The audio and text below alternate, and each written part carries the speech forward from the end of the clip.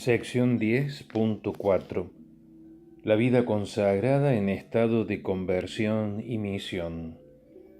El decreto Perfecte Caritatis del Concilio Vaticano II, 1965, sobre la renovación de la vida religiosa y la exhortación apostólica postsinodal Vita Consecrata del Papa San Juan Pablo II, 1996, han abierto el camino para la posterior reflexión sobre la vida consagrada en la Iglesia. El Papa Francisco escribió la carta apostólica Testigos de la Alegría en el 2015 con motivo del año de la vida consagrada que culminó en el 2016, además de los mensajes que cada año ha dado con motivo de la jornada de la vida consagrada y otros aportes. En la carta apostólica Testigos de la Alegría afirma que la vida consagrada es una realidad que está en el corazón de la Iglesia como elemento esencial y decisivo de su misión. La exhorta a salir, junto con toda la Iglesia, rompiendo la autorreferencialidad y el aislamiento, poniéndose en dirección hacia las periferias existenciales y viviendo en comunidad la radicalidad de la condición bautismal y el seguimiento discipular de Jesús. Ciertamente no se la puede identificar sin más con la vida religiosa, ya que ésta no agota las diversas consagraciones que existen dentro de la riqueza de la Iglesia, como es la especial consagración de algunos laicos y laicas o de las vírgenes consagradas. La vida consagrada de religiosos y religiosas en estado de conversión hacia adentro y de misión hacia afuera, de sí misma manifiesta de manera privilegiada, aunque no exclusiva, la profecía testimonial. Pronuncia lo más verdadero, lo más bello, lo más grande y lo más bueno, a lo cual todos estamos llamados. Los hombres y mujeres que se consagran lo hacen no para alejarse de la gente y tener comodidades, sino para la proximidad física y espiritual con ellos, convirtiéndose en signos de esperanza. Ante la falta de vocaciones consagradas, el Papa Francisco exclama: ¿qué cosa sucede? ¿Por qué el vientre de la vida consagrada se ha vuelto tan estéril? Estamos ante una hemorragia que debilita la vida consagrada y la vida de la misma Iglesia. Son numerosos los factores que condicionan esta situación, entre otros, la dificultad para asumir compromisos serios y definitivos en un contexto sociocultural que provoca un gran vacío existencial, generando otras lógicas alejadas del Evangelio. Entre los temas que preocupan al Papa Francisco en relación a la vida consagrada figuran la ternura, la humanidad y la misericordia vividas por la vida consagrada en una cultura deshumanizada, la condición profética de la vida consagrada en el mundo descreído, la fraternidad en una sociedad desunida y fragmentada, el fundamentalismo y el legalismo religioso en la vivencia de la vida consagrada, los casos de abuso ejercidos por religiosos, etc. Hay que vencer la nostalgia de una vida consagrada del pasado y superar la supervivencia que nos vuelve reaccionarios, miedosos, nos encierra lenta y silenciosamente, nos proyecta hacia atrás, hacia las gestas gloriosas pero pasadas, que lejos de despertar la creatividad profética nacida de los sueños de los fundadores, buscan atajos para evadir los desafíos que hoy golpean nuestras puertas. La supervivencia le roba fuerza a los carismas porque lleva a domesticarlos, a hacerlos accesibles a la mano, privándolos de aquella fuerza creativa con que se inauguraron. Nos hace querer proteger espacios, edificios o estructuras más que posibilitar nuevos procesos. Nos hace olvidar la gracia, nos convierte en profesionales de lo sagrado, no en padres, madres o hermanos de la esperanza que hemos sido llamados a profetizar. Transforma en peligro, en amenaza, en tragedia lo que el Señor nos presenta como una oportunidad para la misión. Todos somos conscientes de la transformación multicultural por la que atravesamos. De ahí la importancia de que el consagrado y la consagrada estén insertos con Jesús en la vida, en el corazón de estas grandes transformaciones. La misión, de acuerdo a cada carisma particular, nos recuerda que fuimos invitados a ser levadura de esta masa concreta. Es cierto, podrán existir harinas mejores, pero el Señor nos invitó a leudar aquí y ahora, con los desafíos que se nos presentan, no desde la defensiva y los miedos, sino con las manos en el arado, ayudando a hacer crecer el trigo tantas veces sembrado en medio de la cizaña. Poner a Jesús en medio de su pueblo es tener un corazón contemplativo, capaz de discernir cómo Dios va caminando. No somos voluntaristas de la fe, sino hombres y mujeres ungidos en el bautismo para compartir con los demás, sintiendo el desafío de descubrir y transmitir la mística de vivir juntos, de mezclarnos, de encontrarnos, de apoyarnos, de participar de esa marea algo caótica que el Señor puede convertir en una verdadera experiencia de fraternidad.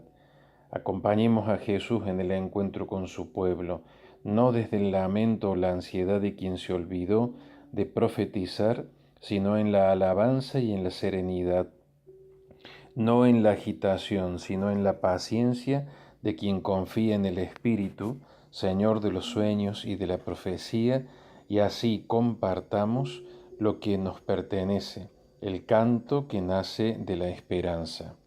Homilía del Papa Francisco en la fiesta de la presentación del Señor, Jornada Mundial de la Vida Consagrada en el año 2017. Esta esperanza, aún en situaciones complejas y difíciles, se sostiene en aquel en quien hemos puesto nuestra confianza. Segunda Timoteo 1:12, y para quien nada es imposible. Lucas 1:37.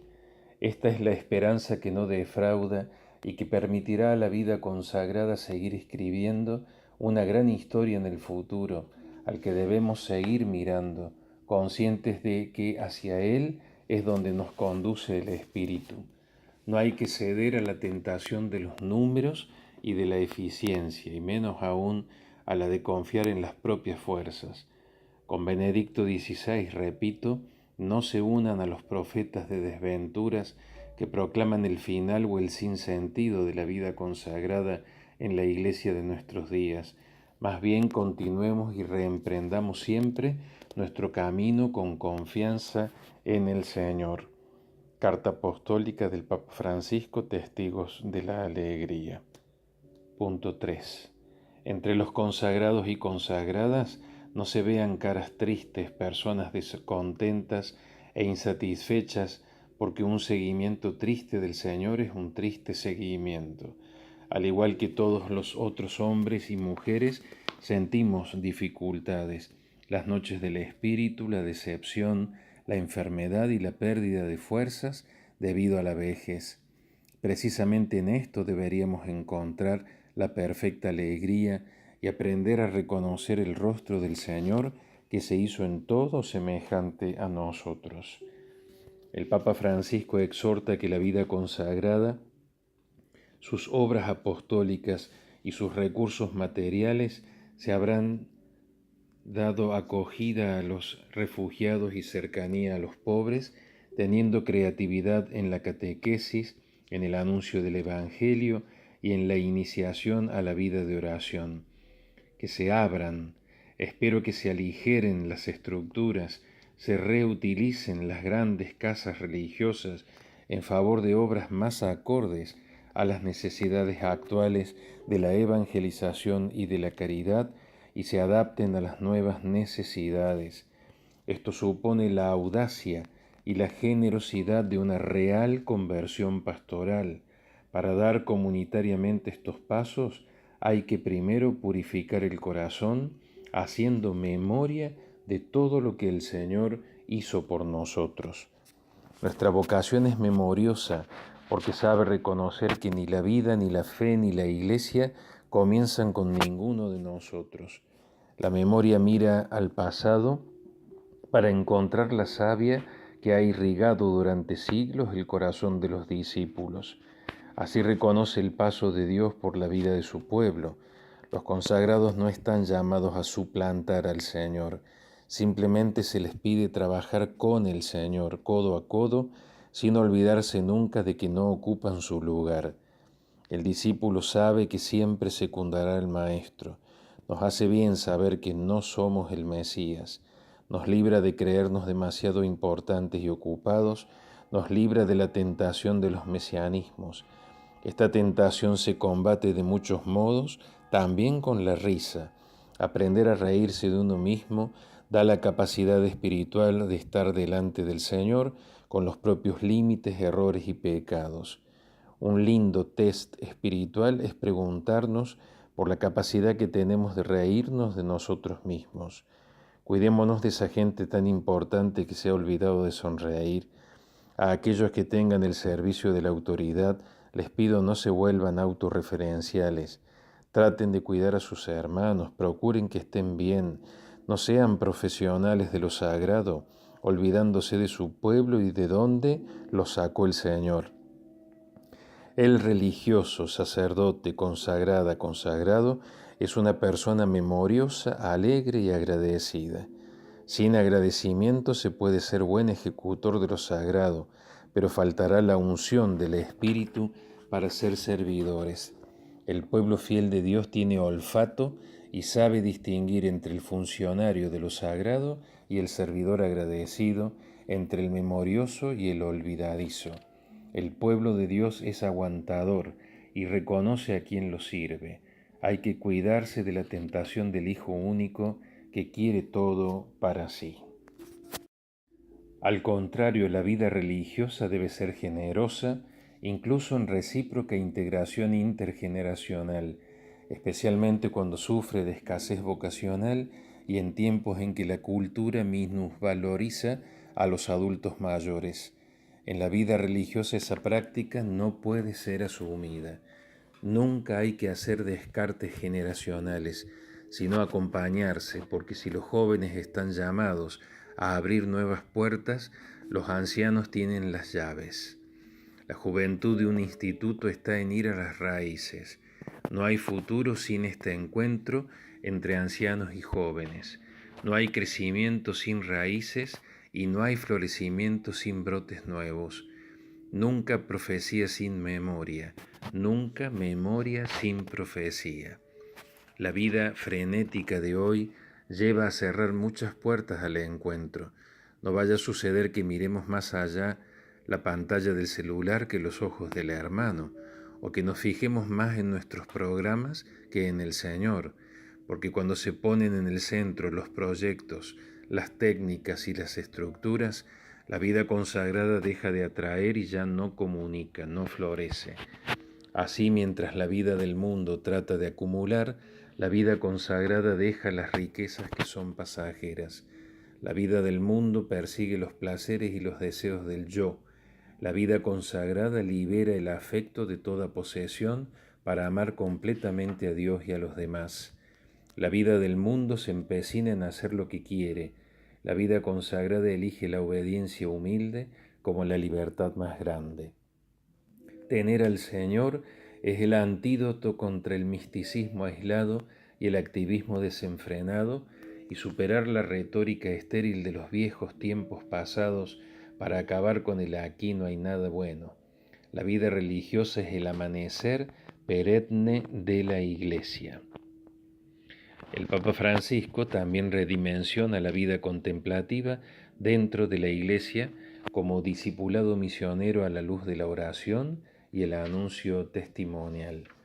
Un camino privilegiado es la vida de oración, comunitaria y personal.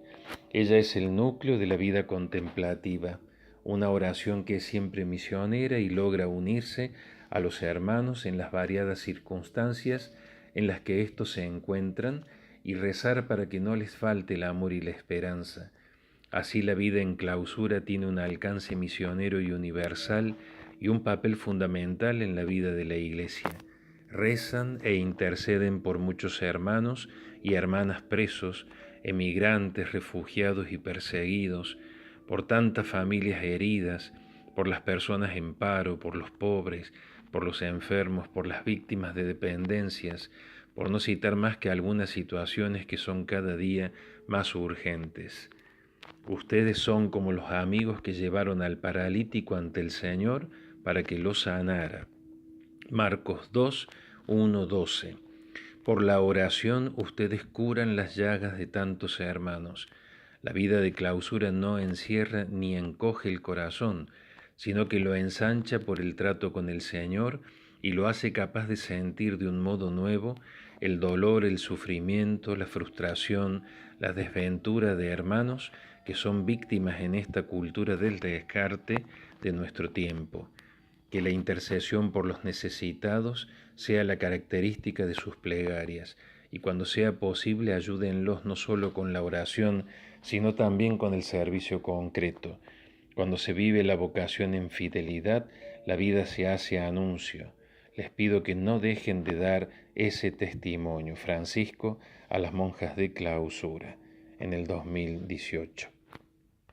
En nuestra arquidiócesis, el pueblo de Dios, respondiendo a la consulta del instrumento 2 del sínodo, manifestó, en relación a la vida consagrada y al servicio pastoral que presta, la necesidad de asumir las condiciones actuales de las congregaciones de religiosos y religiosas, cambio epocal que repercute en la vida religiosa, disminución de vocaciones, poca cantidad de religiosos y religiosas, cierre de comunidades y poca estabilidad, predominio de una vida religiosa con personas mayores y comunidades que van envejeciendo, abandono de la gestión de diversas obras en hospitales y escuelas, la preocupación por el mantenimiento de algunas grandes estructuras que quedan vacías, escasa presencia de religiosos y religiosas, ausencia en las diversas periferias existenciales, debilidad en el testimonio de unidad de la vida religiosa, acrecentar más la comunión con la Iglesia arquidiocesana y estar más presente en algunos eventos, generar más diálogo entre la vida religiosa y los sacerdotes, dejar de vivir los carismas de manera cerrada, individualista, personalista y excluyente, cobrar más fuerza testimonial, madurar la relación con los laicos, formar a los laicos carismáticamente y profesionalmente, especialmente a aquellos que son delegados para cargos de gestión en la misión compartida. Unir querigma y carismas, renovar la experiencia de la espiritualidad a través de la vida religiosa, tener mayores espacios de encuentro entre los diversos integrantes de la vida religiosa, asumir más el testimonio y la denuncia de algunas situaciones, el ritmo vertiginoso de la vida que ha invadido la vida religiosa, aunar esfuerzos comunes entre las diversas congregaciones y éstas con la arquidiócesis, multiplicidad de propuestas intra e intercongregacionales que restan mayor participación en la Iglesia arquidiocesana, tensiones entre la vida religiosa y algunos estilos ciertamente clericalistas, etc. Además hay que potenciar una renovada presencia de los religiosos y religiosas que están en nuestra arquidiócesis. Ellos son una riqueza carismática muy apreciada para nuestra iglesia particular. Constituyen un elemento histórico de identidad cordobesa desde sus orígenes. Se desea que puedan integrarse más a esta iglesia y a sus diversas comunidades, superando la excesiva autonomía que a menudo tienen y vincularse más en pertenencia con la iglesia particular.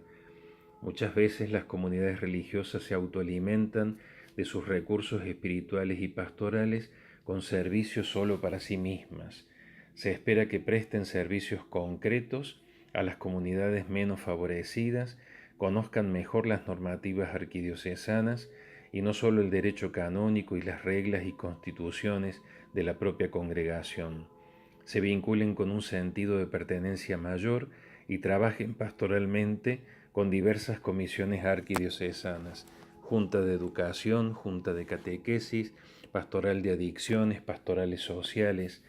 También es recomendable que el arzobispado postule una normativa para que todas las comunidades religiosas que estén en el territorio de la arquidiócesis en la medida de sus posibilidades, presten algún servicio pastoral a las diversas comunidades parroquiales o a las distintas realidades pastorales de nuestro arquidiócesis.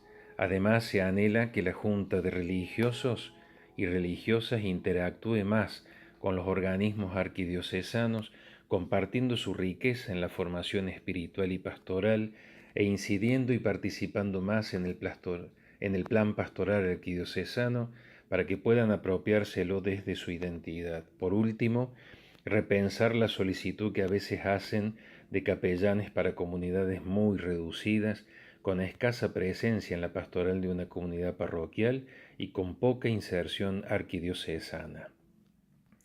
A modo de conclusión, reflexionando sobre todas las formas de vida consagrada existentes, debemos recordar que antes de dicho adjetivo, religiosa o consagrada, está el sustantivo de vida y por ende la vida religiosa debe asumir y disfrutar del don que es y cuidarla para caminar desde la fe hacia las puertas del misterio, custodiando el anhelo más profundo de todo corazón humano, porque de una u otra forma cada uno es buscador de una vida más plena, con un corazón herido y una fragmentada religiosidad.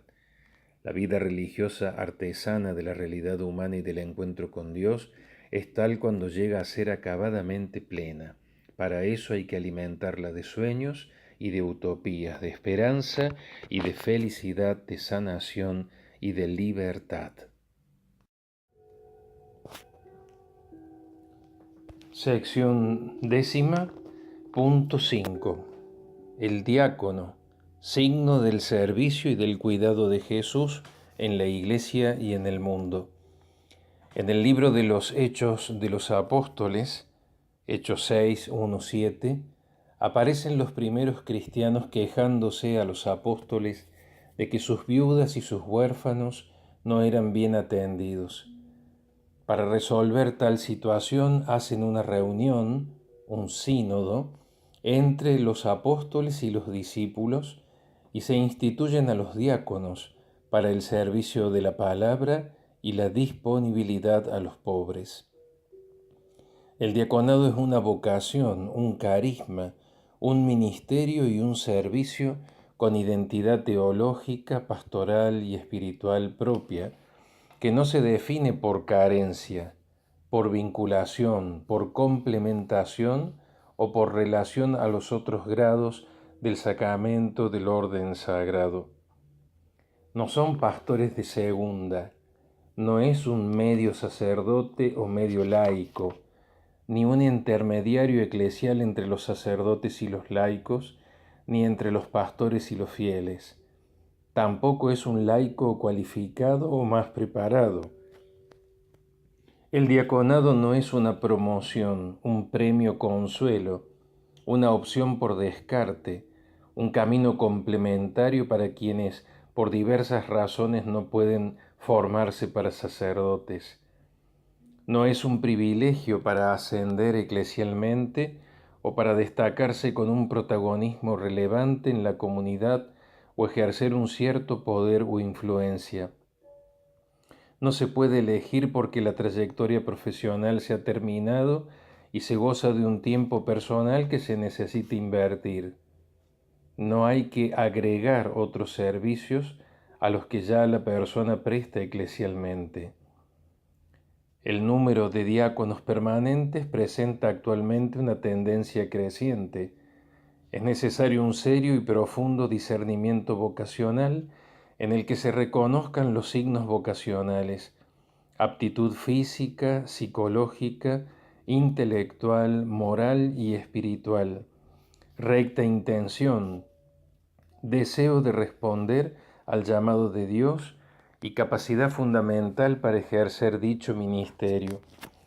Es conveniente una comunidad de referencia y un acompañante espiritual en el proceso de discernimiento. El párroco, el consejo pastoral parroquial y la misma comunidad de origen pueden ofrecer su parecer, al igual que los profesores que los forman durante el proceso de madurez vocacional a través de distintos medios.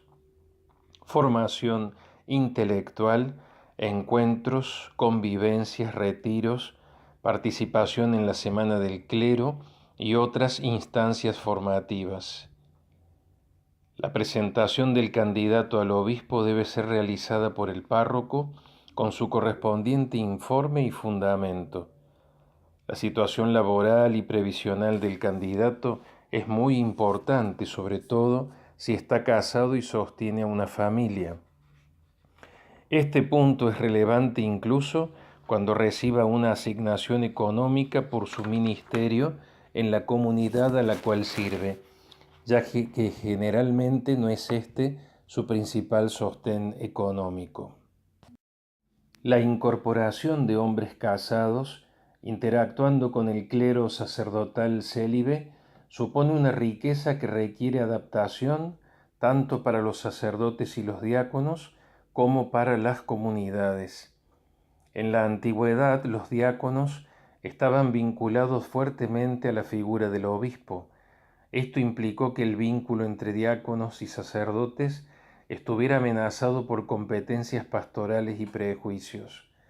Eso explica en parte la relativa desaparición de este ministerio durante muchos siglos hasta su reaparición a partir de las reformas implementadas por el Concilio Vaticano II.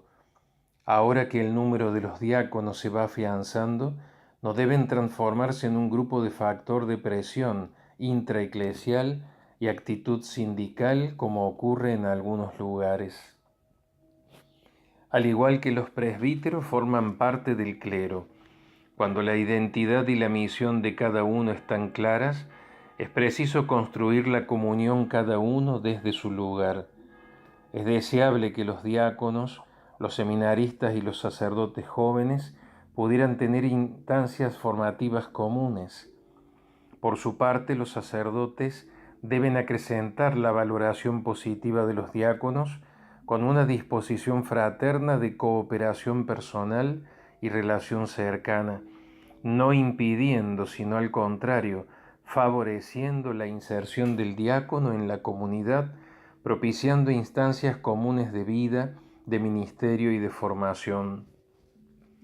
El párroco no debe confundir el rol del diácono como si fuera un vicario parroquial, sino respetar su identidad. Es una vocación, un carisma, un sacramento y un ministerio, tal como aparece en los textos del Concilio Vaticano II y en el Magisterio postconciliar. En nuestro país, la Conferencia Episcopal Argentina solicitó a la Santa Sede la autorización para la restauración del diaconado el 7 de julio de 1965. Los primeros diáconos se registraron después del año 1970. En nuestra arquidiócesis se ha diseñado la formación inicial y la formación permanente de los diáconos, y desde el año 2005 se ha retomado la reflexión acerca del diaconado permanente en orden a fomentar y reabrir la formación de varones que manifiesten el llamado de Dios en esta vocación específica. Se escucharon las resonancias en el Consejo Presbiteral, Consejo Pastoral Arquidiocesano y consejos parroquiales.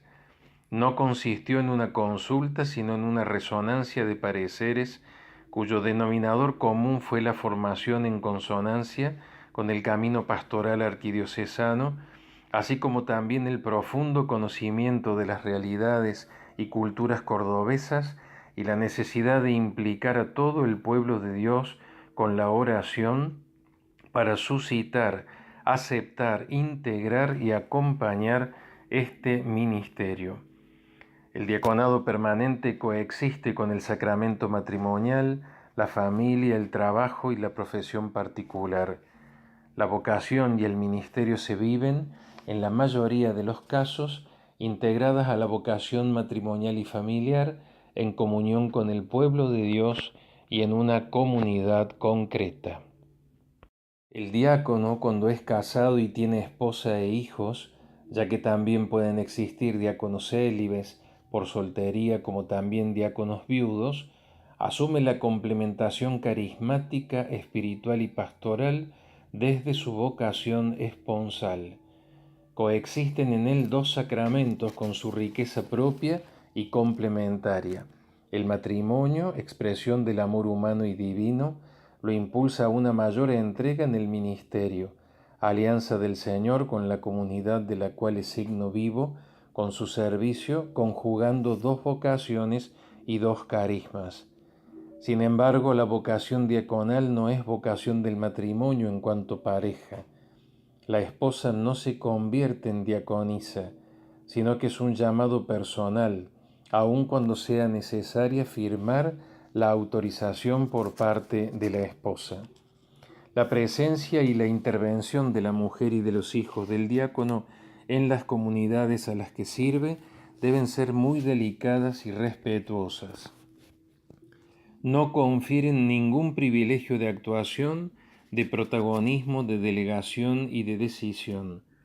A veces se crean algunas situaciones particulares en el matrimonio y en la familia de los diáconos a propósito de su servicio: ausencia del esposo y del padre, dedicación a otros, aumento de horarios, responsabilidades, actividades y trabajos, vivencia personal de la consagración ministerial, dedicación a la comunidad y a la arquidiócesis, disponibilidad para el servicio, celos de la esposa y de los hijos, etc.